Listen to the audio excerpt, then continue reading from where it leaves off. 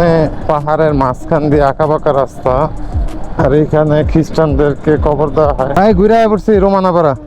আরেকটা কথা হলো, আমি আবারও বলি, আমি একটা প্রথম বলছিলাম আজকে ধন্যবাদ। তাদের অনেক কষ্টে এটা একটা যে অনেক মানে অনেক ইয়ে করে আসে। ওই জায়গার সামনে যেটা দেখো ওইটা হলো আর্মি ক্যাম্প।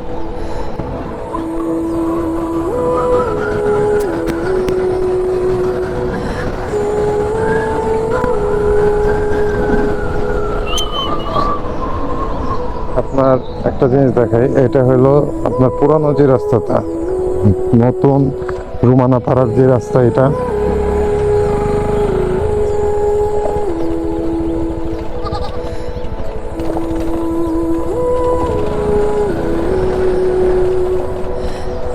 এই যে দেখেন, এটা নিচে হলো রুমানাপাড়া, ওই নিচের পাড়াটা হলো রুমানাপাড়া।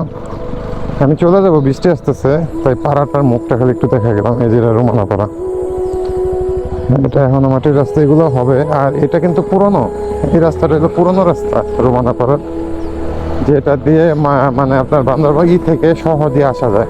আর রাস্তাটা মজার একটা রাস্তা।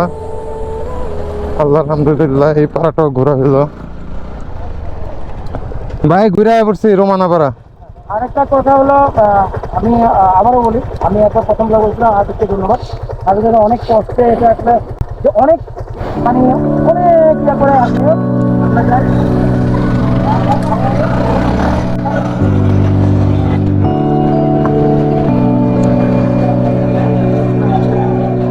মানে পাহাড়ের মাঝখান দিয়ে আঁকাবাঁকা রাস্তা, আর এইখানে খ্রিস্টানদেরকে কবর দেওয়া হয়, সমাধিসৌধ।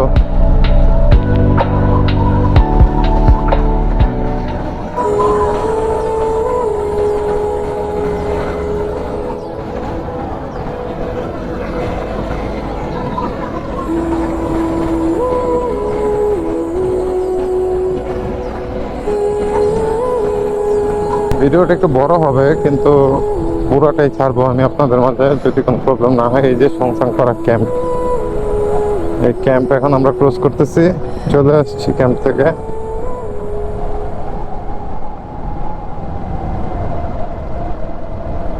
দেখেন তো চিনেন কিনা সেই যে ক্যাম্পটা।